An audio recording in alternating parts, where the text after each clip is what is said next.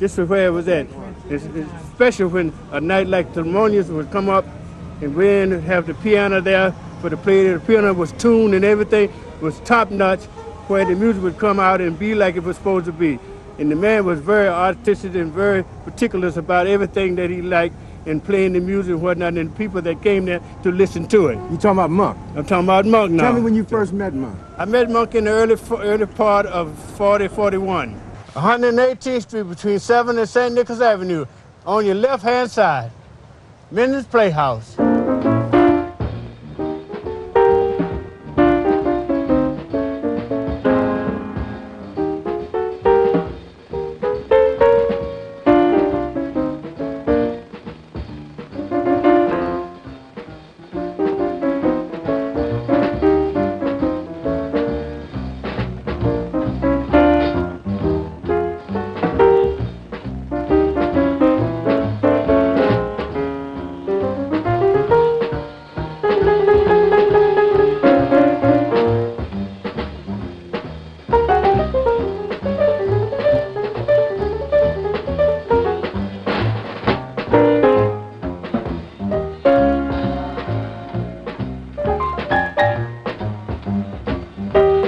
His melodies were beautiful.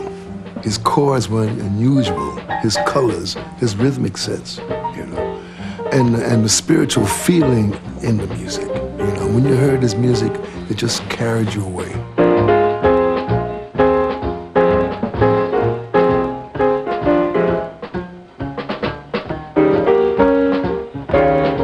The most difficult thing about Monk in the studio was a combination of his perfectionism and his really basic, I think, inability to understand what the hell was supposed to be so difficult about his music. You know, the attitude that he understood it, why couldn't you?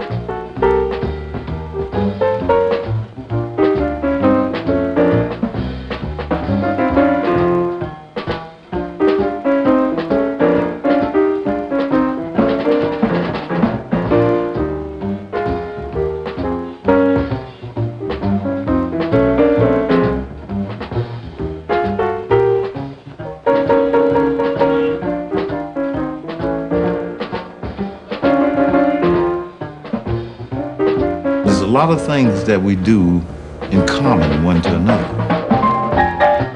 And we all do some of the usual things, you know. We use some of the usual phrases. Monk wasn't like that, you know. So Monk was like a real free spirit who said, I'm gonna play this way.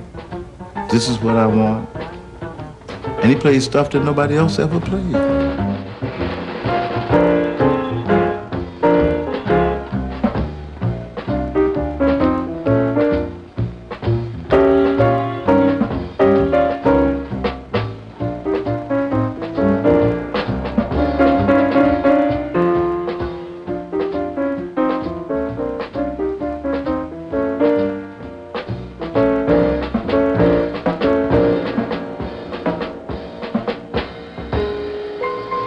He was a rebellious spirit, and probably one of the few people who really stuck to their gun and got what he wanted out of what he wanted to do. You know, there's very few people who make it doing what they want to do. Monk went through a period of not making it, but he still was Monk. When he made it, he still was Monk. He epitomizes what a jazz musician is supposed to be. He has a style which is instantly identifiable, whether it's in composition, whether it's in his playing, or whether it's someone playing along the lines of Thelonious Monk. It's a very personal approach to jazz. Everyone treated Thelonious special. I knew there was something special about this guy because he didn't quite act like all my uncles or his friends, or you know, and everybody felt very happy. He elicited a real good feeling from everybody in the family all the time. And, you know, he was big on, like, anytime anybody in the family had a birthday, Thelonious was there to play Happy Birthday, which is an extraordinary event. To hear him play Happy Birthday, believe me, was not the traditional voicings. But you know, for a long time, I didn't really know what it was per se. You know, I would listen to him play the piano, and I knew that he didn't play like everybody. In fact, Now, in retrospect, as I get older, I would have to say there was certainly a point when I was very young where I was rather distressed that it didn't seem like Dad was doing what everybody else who was a world-famous entertainer was doing. You know, it was like he was into his own thing.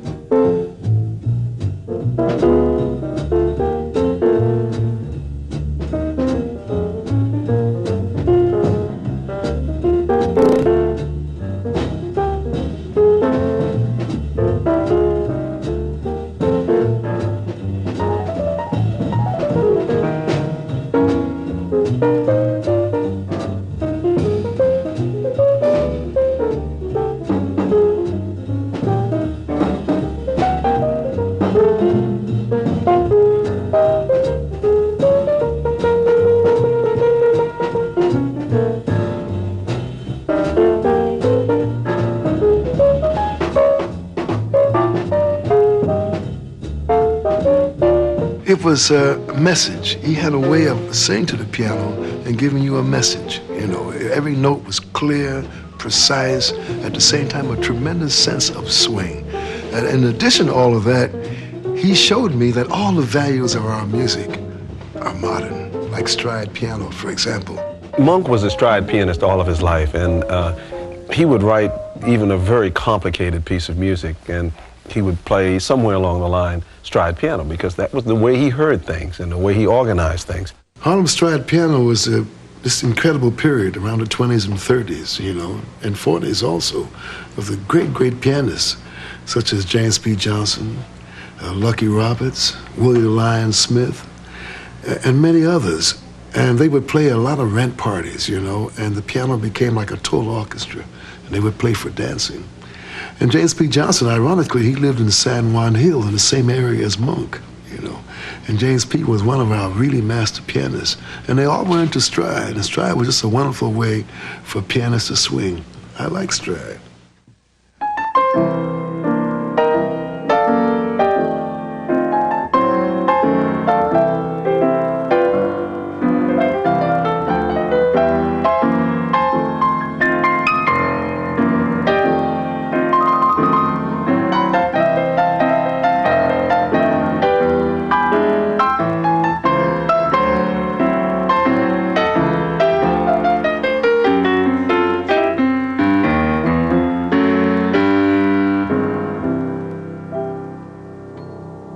I think it's easier to understand Thelonious if you realize that in many ways he was himself a tremendously traditional artist. He had a great awareness of the past in jazz. Well, you know, the area that he grew up in the West 60s in New York was an area that James P. Johnson was living in at that time, and apparently James P. was a childhood hero of his. I mean, I recall a recording session when I did the first solo album I did with Monk. We were standing in a control room listening to the playback of an improvised blues that he had done, and he turned around and said to me, "Gee, I sound just like James P. Johnson."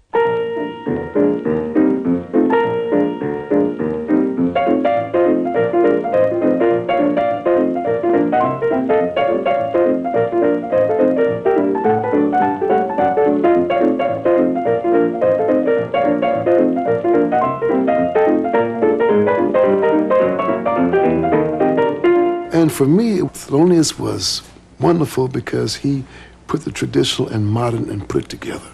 So there was no separation, you know. And you know the beautiful blues called functional. I'm going to play this for you and use a little bit of stride.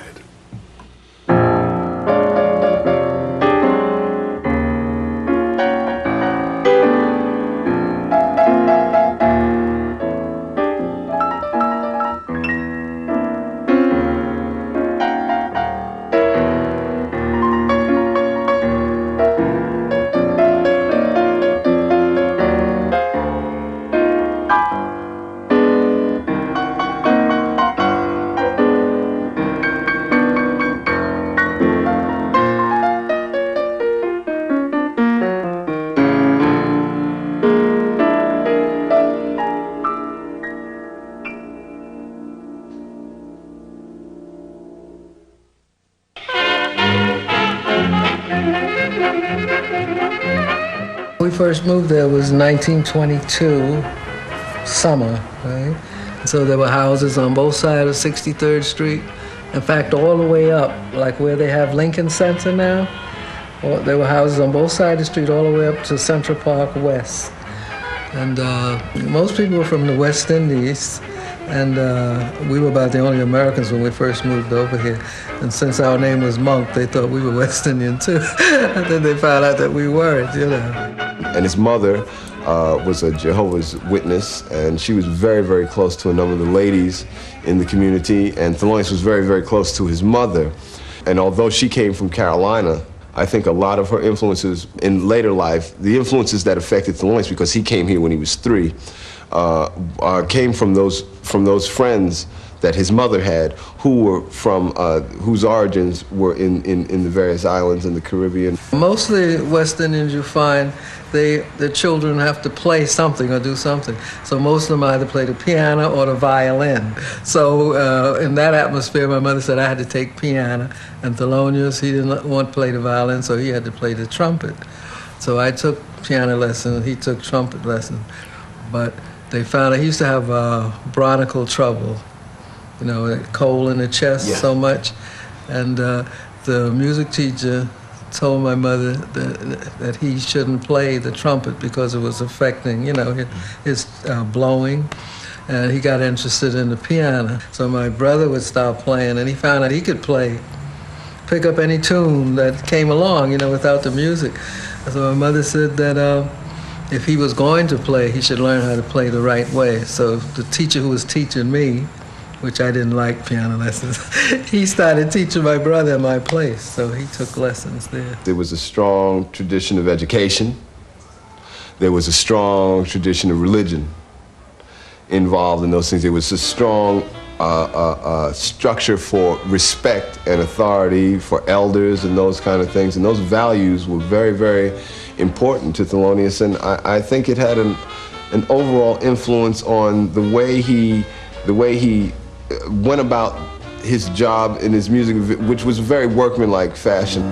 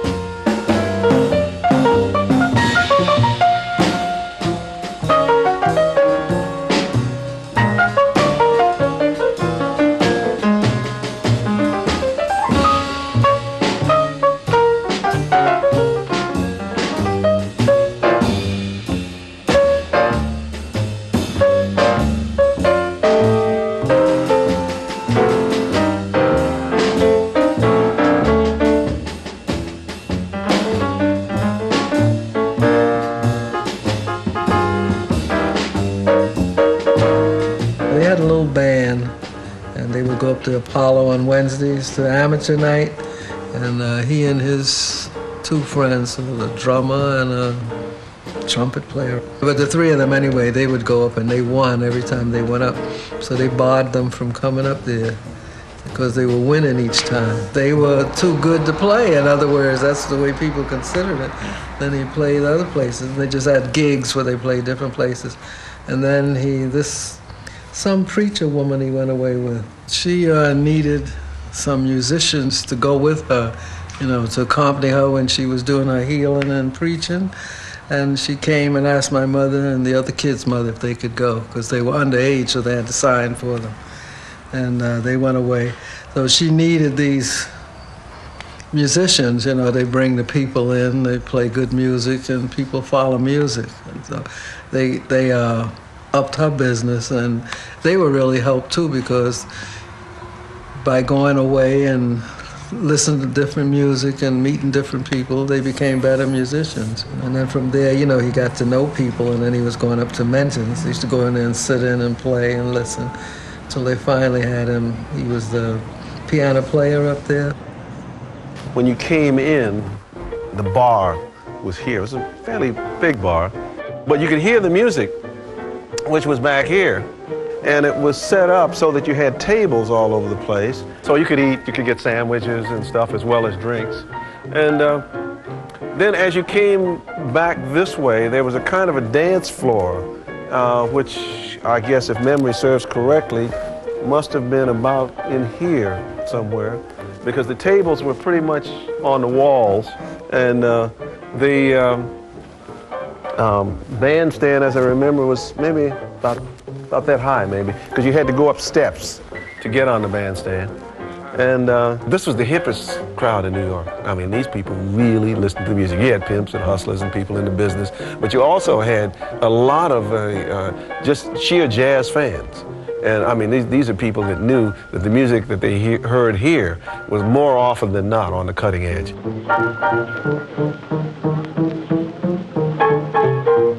This was the place where Monk, you know, got together, and he was playing a lot with Charlie Christian, and this is where they created this music, bebop. How it happened, we never know. It's kind of something that is like a miracle. You have Dizzy and Charlie Parker and Miles, they all get together and create this music called bebop. But Monk, he seemed to have been that central figure.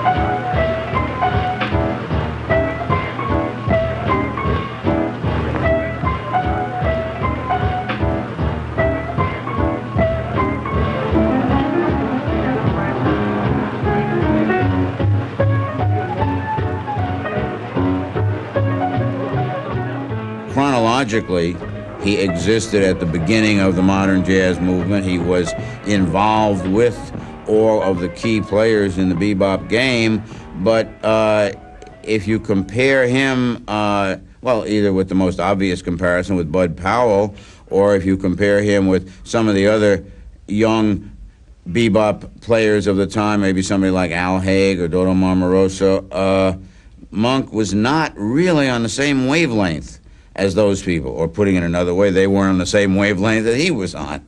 I go to Thelonious' house, and Bud would come by a lot of times and hang out.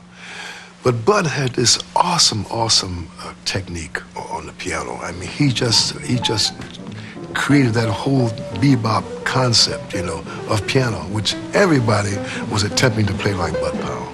You know, those tremendous runs, had that tremendous feeling, those huge chords that he would play, the tremendous tempos that he could handle.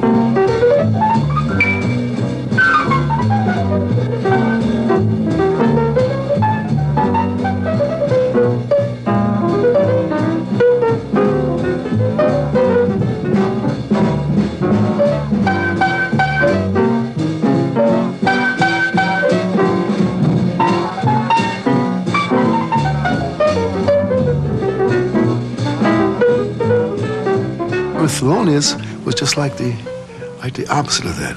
Thelonious, he could take like one note, you know, and give you a message. He just could take one note. You take an octave and just take an octave. Like Thelonious is a good example of that, you know. And he could do that.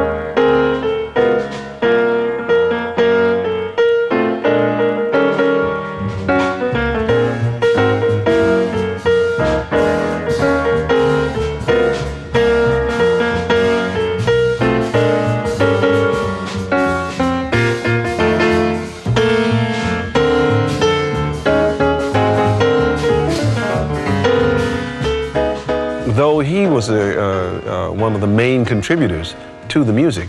He came to the music in the same way that Dizzy, Bird, Kenny Clark, each one was tremendously individualistic.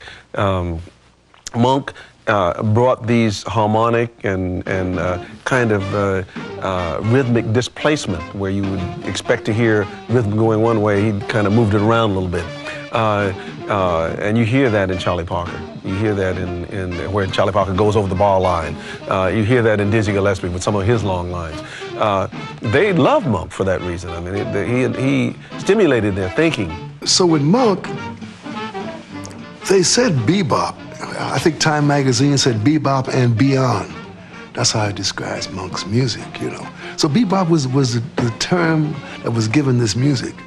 Although everybody played a little bit different. You know, Monk played a certain way, Bud Powell played a certain way, Herbie Nichols played a certain way, Miles Davis played a certain way, Fats Navarro played a certain way.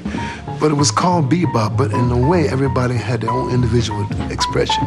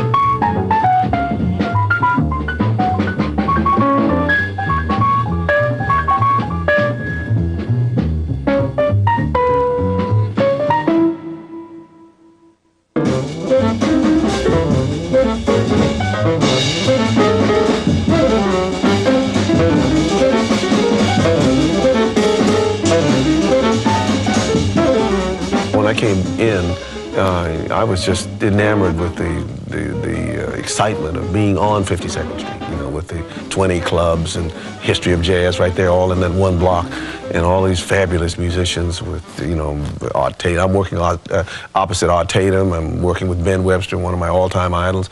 Right next door is Coleman Hawkins, with Don Byers playing, with Thelonious Monk playing on piano. And so, you know, it's nice to see a familiar face. And so I say, hey, man, it's good to see what you've been into. And he said, well, I haven't been doing too much, but, you know, I've been doing a few things with Hawkins. And so I think they had like 2 or 3 weeks there at the club or something. I first heard Monk with Coleman Hawkins on 52nd Street, the club, I think called the Downbeat Club, you know. And I walked in because Hawk was my idol, you know. So wherever he'd play, I'd always be there. And I always catch a musician I never heard before. Well, my first reaction to Monk, because that night he didn't play much piano, you know. And I couldn't understand what Coleman Hawkins was doing with this piano play, because he was just hitting a couple of notes and just stopped and wouldn't play. But something drew me back. I went back again and discovered I was listening to a true genius. He wasn't like every other piano players. I mean, he didn't do showbiz. He didn't throw his hands up he just played the piano and he did what he did. And if you didn't listen, then you might miss the point of everything. And most of them did. And Coleman Hawkins caught a lot of hell for hiring Monk.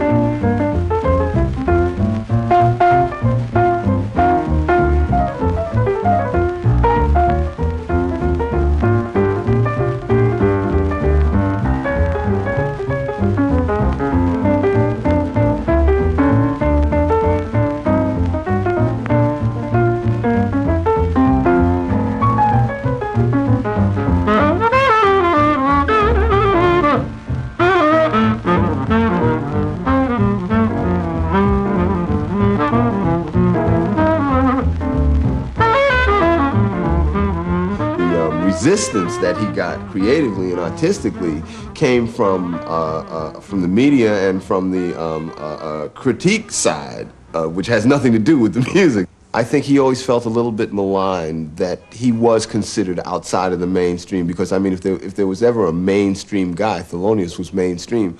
All you have to do is listen to the compositions that he chose to perform, even early in his career. He was picking compositions by Berlin and by Cole Porter and Duke Ellington and those people, you know, and if you listen to his playing stylistically, Art Tatum, Willie the Lion Smith, Duke Ellington, all those people prop up so prominently, and that's why those guys knew exactly who he was and exactly what he was doing.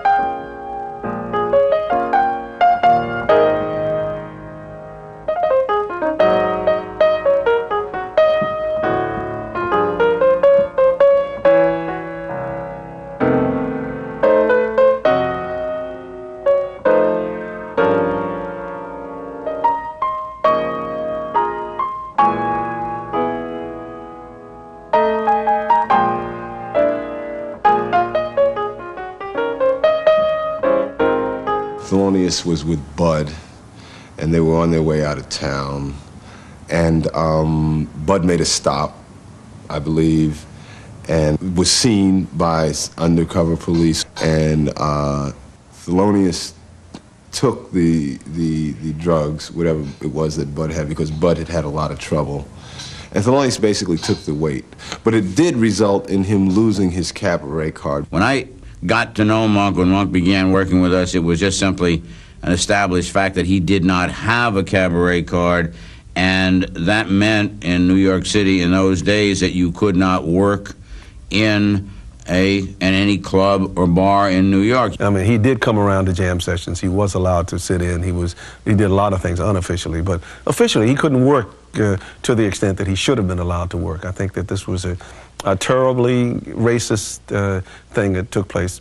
It was done deliberately at one point, I feel, because too many black musicians were working downtown. In the big picture, I don't know if it had as detrimental effect on his career as it had on his basic emotion as a person. I mean, not being allowed to ply your craft, not being allowed to earn a living in your hometown for your wife and your family has got to eat at anyone. But in that period is when Thelonious did a great deal of writing. He was home, my mother was working 2 and 3 jobs, and so consequently, Thelonious was playing Mr. Mom, and he was at the piano. It afforded him an opportunity to really concentrate on his writing. See, when he signed with Riverside in the mid-50s, he had been recording for about 7 years for both Blue Note and Prestige, and had developed that reputation of being tremendously difficult to listen to, tremendously difficult to understand, and as a result had a very small cult following and no real acceptance as yet in the jazz world. So we began with, I thought it was fairly safe, and it was. I began by suggesting an all Ellington album.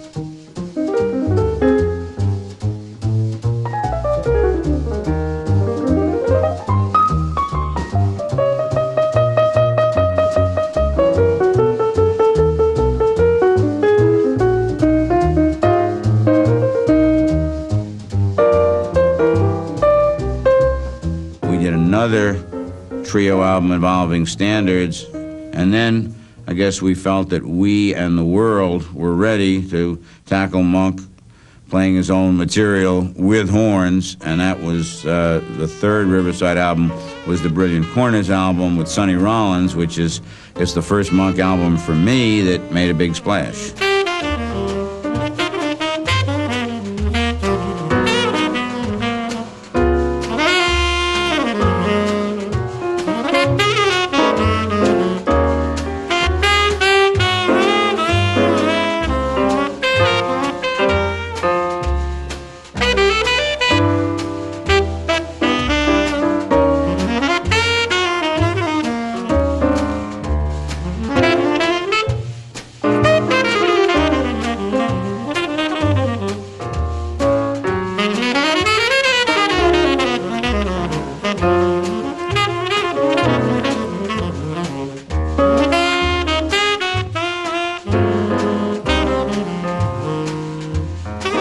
we lived in a very, very tiny apartment in the beginning, and I know we spent a lot of time in the bed together, all four of us. It was remarkable. I could lay in the bed with my dad until I was about 10 years old. I mean, anytime you might walk in the house and you might find all four of us on the bed playing cards, or because my father and mother were big on games. They liked to play all kinds of card games, you know, all the time. And of course, you know, Thelonious was excellent ping pong player and absolutely extraordinary pool player.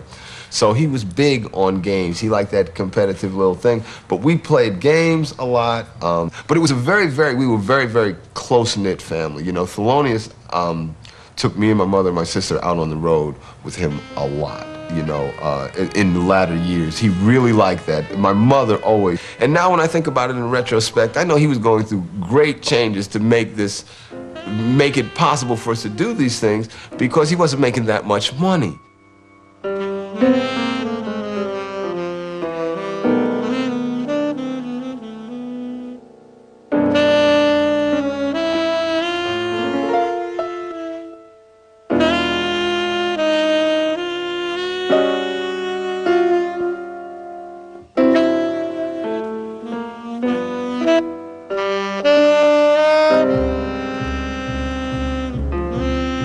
I met Nika in about 1954 or 55, and I've always thought of the Baroness as being possibly the only example in our times of sort of the modern version of the medieval patron of the arts. I mean, I think she was a true patroness and was extremely helpful to quite a number of musicians, of whom, you know, the most notable were Bird and Monk.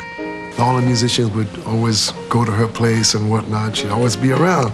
I think perhaps that the Baroness realized what a genius this man was, you know, and probably just she had that sense, that timing, to realize that this was a master, and maybe that was the contribution that she was supposed to make.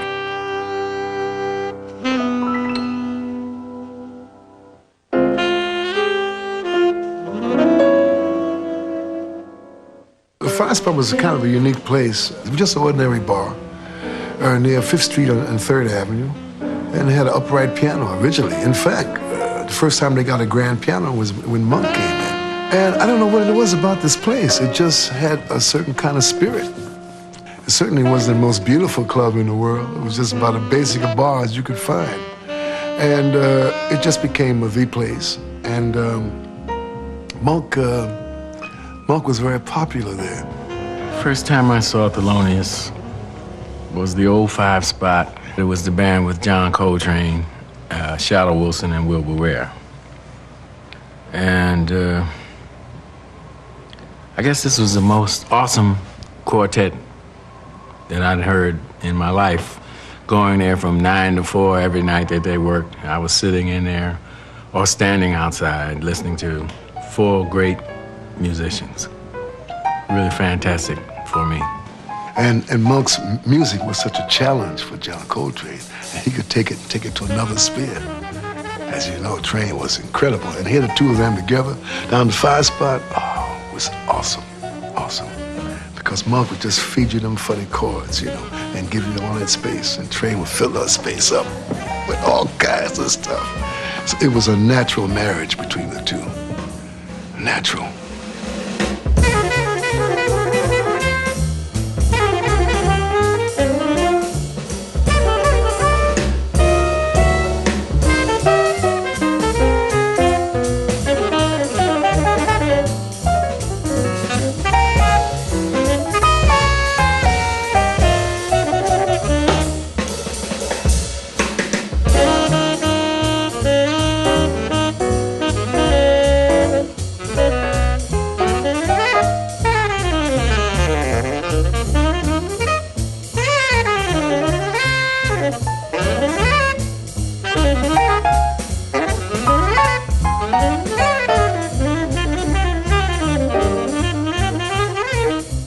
Look here. Coltrane practiced Monk tunes. Sonny Rollins practiced Monk tunes, and they practiced these tunes. They practiced playing these songs. You did not you did not necessarily come up and look at some Monk changes and play the song. You know, see, Monk was that kind of way, period, man. I tell you, it's a song Monk played. It's an old standard Monk played called Lulu's Back in Town. You know, gotta get my old tuxedo press. Gotta sew a button on my vest, cause tonight I gotta look my best. Lulu's back in town. Man, let me tell you, I heard Monk practicing that song. He played that tune in tempo and practiced that song for maybe 2 hours.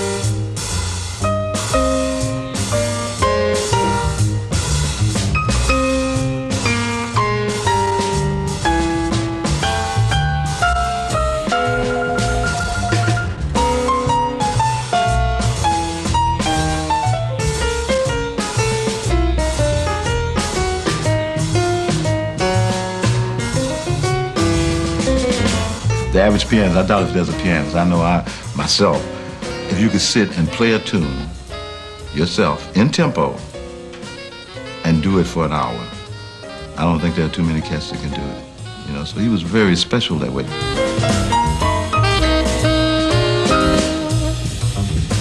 The most exciting moment for me with Monk came at the Vanguard.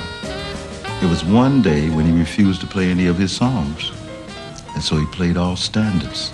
And then, that's when one really knew the truth about Monk then. What was it? See, it didn't matter what Monk played. I saw Monk sit down at the piano and read a sheet of music, note for note, and that sounded like Monk. You see?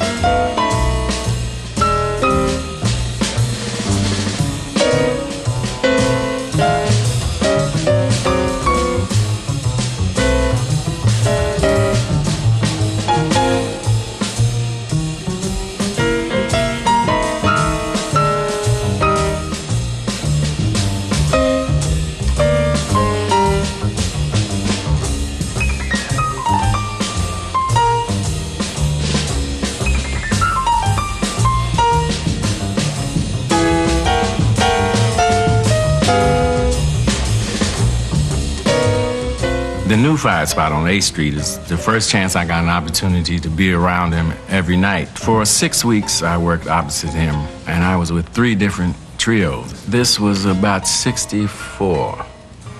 So Thelonious came in the room after the 3rd week he was there. No, the 6th week we were there, the last week. And he looked up at the stage, and I'm working with the new. So he walked over to me and said, "Who the hell are you, the house drummer?" And kept going. And that was the first words he had spoken to me for 6 weeks. So that Monday, we closed on Sunday, and that Monday, I got a phone call about 8 in the morning saying, "We'd like you to come down to Columbia because Mr. Monk is recording, and we'd like you to come down." I hung up. So the phone rang again, and he said, "Oh, this is no joke. We're down here at Columbia Studio waiting for you." So I went down, and there they were. So we did this date, which he never said nothing to me. Again, I walked in, he never said good morning, he said nothing. I put the drums up, and after I got everything set and he saw that I was ready, he started playing. He still hasn't said a word to me. So we finished this whole half an album, and while we listened to the playback, he walks over to me and said, "Would you like some money?" I said, "No, I'll wait for the check." He said, "I don't want anybody in my band being broke." So I said, "In your band?" He said, "Yes, do you have your passport ready?" I said, "No." He said, "Well, we're leaving Friday." And I was in the band.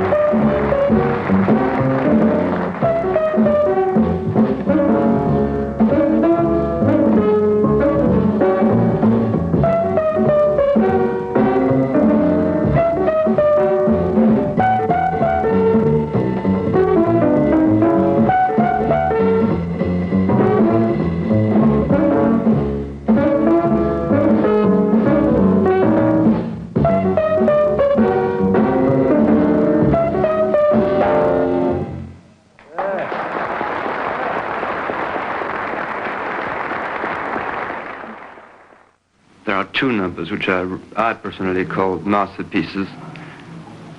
Et ce sont Roundabout Midnight et Crepuscule with Nelly. Nous avons demandé à Monk laquelle de toutes ces compositions il considère la meilleure. I don't know. I haven't really rated them. I mean, within my mind. Well, then, which is the one you like best to play? I like all of them. Non, il ne sait pas laquelle est la meilleure, et il ne sait pas laquelle il préfère jouer non plus. I mean, they're all good. Well, I expect them to be a certain standard before I let anybody hear it. You mean everything you write is stamped with genius? I don't know about that. No, because I'm cornering you. He was very witty and a very sensitive person, and in a way, for me, I believe that's why a lot of times he gave you these different airs and these different little gestures that he would do, because he didn't want you to get close to him, because of him being a very sensitive person. He was a very sensitive person. When I finally discovered Thelonious, I went to his house. After hearing him the second time, I went by, I asked him, could I come by to see him? And he said, yes. I went by his house. And I was in his house about 9 hours. I'll never forget this, because he had a picture of Billie Holiday in the ceiling. And he had a red light and a small piano. So, being a young musician, I started to ask him a lot of questions. He didn't answer any question at all. And I must have stayed there about maybe 1 hour asking him questions. He never said anything, you know. I stayed inside that room close to 9 hours, just with him. All of a sudden, it got very quiet, it got very silent. And finally, I said, well, Mr. Monk, thanks very much for inviting me. You know, I think I better leave, right? He said, okay, come by and see me again. And I left, and I was completely perplexed, see. When I went back to see him again a month later, he played the piano almost 2 or 3 hours for me. Then I realized, because I've done a lot of reading of Sufism and mysticism, and I realized in the ancient cultures, a lot of the masters, they communicate without words, you see. And Monk was a master of that.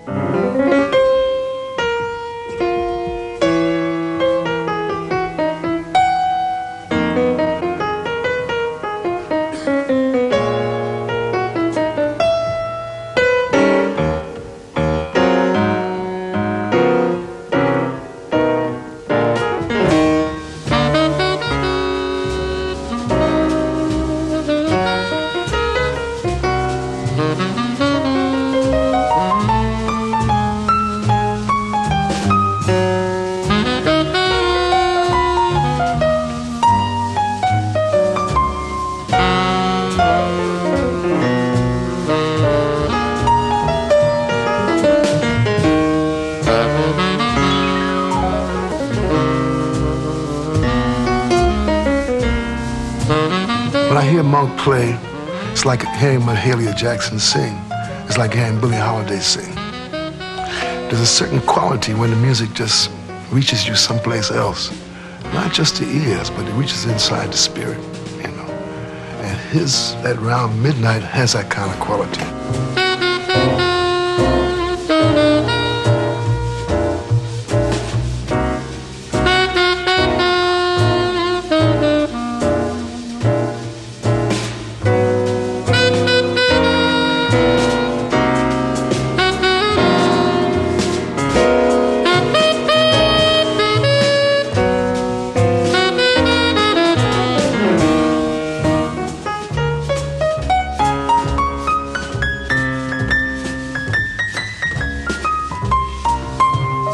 Our music is a music of conversation. And for Louis Armstrong, when he played his trumpet, he was talking. He was really speaking. When we hear the blues, it's really a language, a musical language of communication. And Monk was a master of that. So he could make one of those funny runs. He would start up here at the top of the piano, and a half hour later, he would get to the bottom. Now, you try to follow that trip with him going down the keyboard. It's incredible.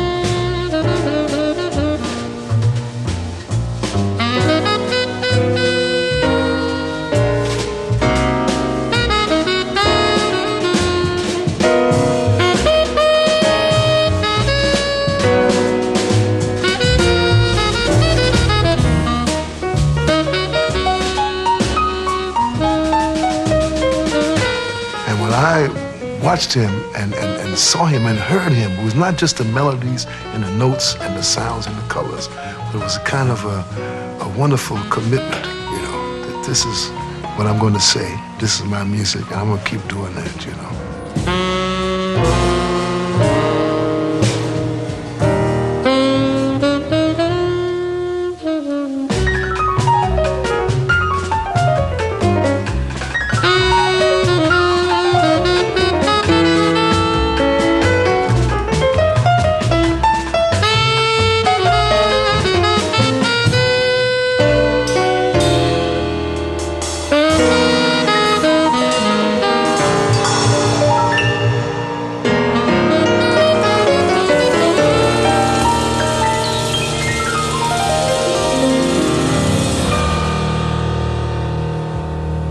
Not only is Monk such a master pianist and composer, but when you watch him play, he does a complete ballet. He just doesn't play the piano, but he puts his whole body into the piano.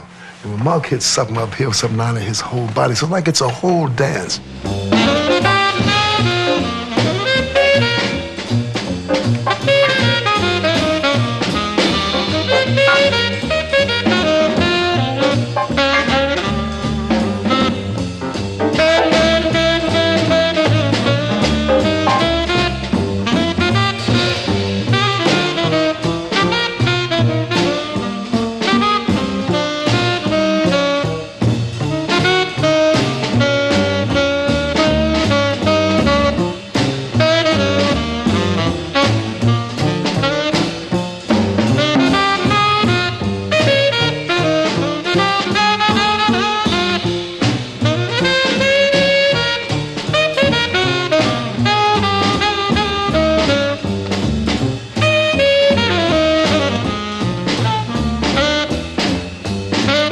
Dancing was funny. When this music was happening, then he'd get up and do his little dancing because he was feeling good and he knew you knew where you were and the music was swinging and that's what he wanted. So he said, I don't have to play now, you making it happen.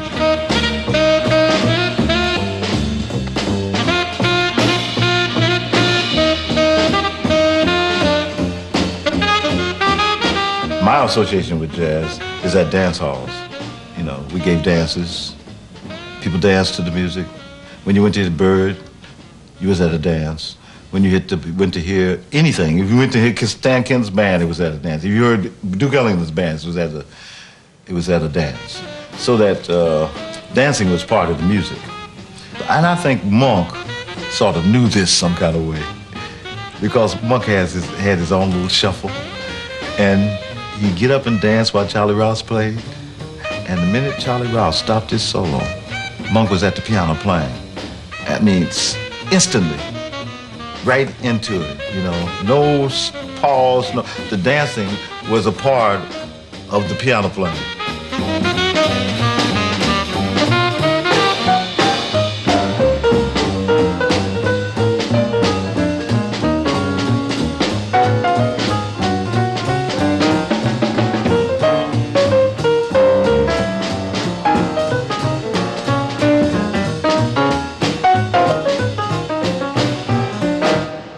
He was way ahead when it came to the difference that distinguishes the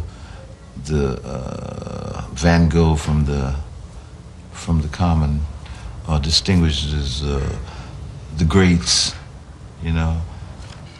And Monk was the great, you know. And how he learned it, I can't tell you. I don't know how a person could do it that early. You know, that was a genius. That's all. Genius is funny. You know.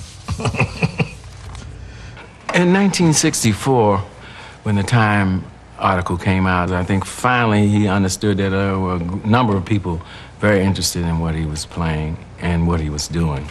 I think it made him play more because now he knew people were listening to him. So it was a great enthusiasm when we went out to work that he had, because now he knew that he could see in person people standing in line waiting to come in to hear him play.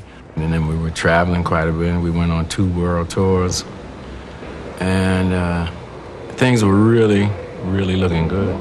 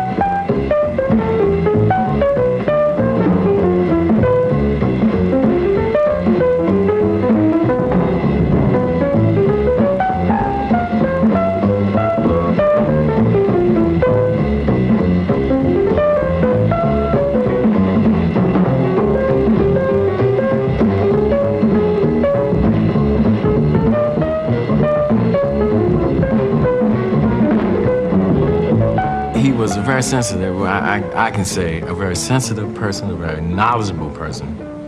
And I think a lot of things happened to him that he held within. He never would release them. And I think in the end, it finally caught up with him, you know. Although Monk, he reached a point where he was doing the concerts, he toured, he was very popular, but I just got the impression that the surroundings of the music didn't move with the music, you know. You see what I mean? You had this tremendous music, but they just weren't the places. I felt that somebody like Monk should have had a place to play. It was fabulous. The best piano, the best conditions, best sound, everything, you know. And I felt it wasn't there. And I could be wrong, and I felt spiritually that he just shut the door and said, okay, I've given this much.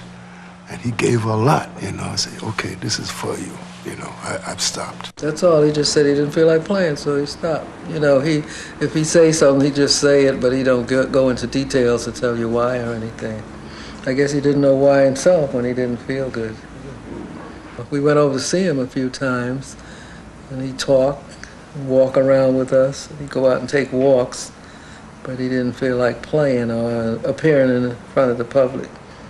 He came out one time, I forgot when that was in the 70s or something, and played, but then he didn't come back again after that.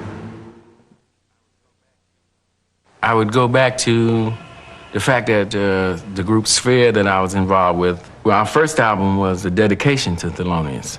And the music that we wanted to play was his music, and we decided that maybe if this album was good enough, it would encourage him to return to playing again.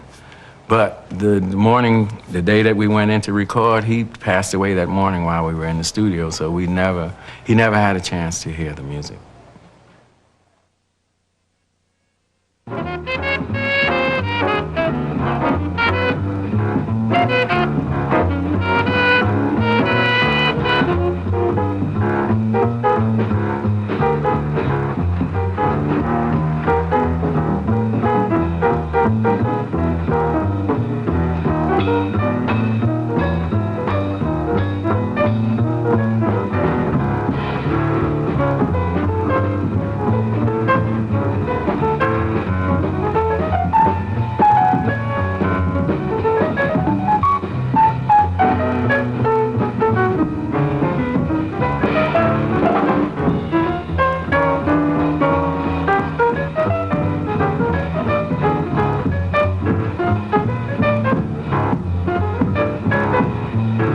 I think Monk was he was a part of a golden era of the music, you know. There was a golden era of the music, and I mean, like all golden eras, they come to an end. And so you have to go through a certain period before there's a renaissance. He gave so much, and he had to make great sacrifices to give what he gave, because he never compromised his music. You see, some composers, some musicians, they decide, well, okay, I'm gonna do this because this is gonna make me some money, you know. But Monk was almost like a prophet. He was here for a reason. He was here to bring us all this beauty, all this love to the world. And he couldn't compromise. He didn't know how.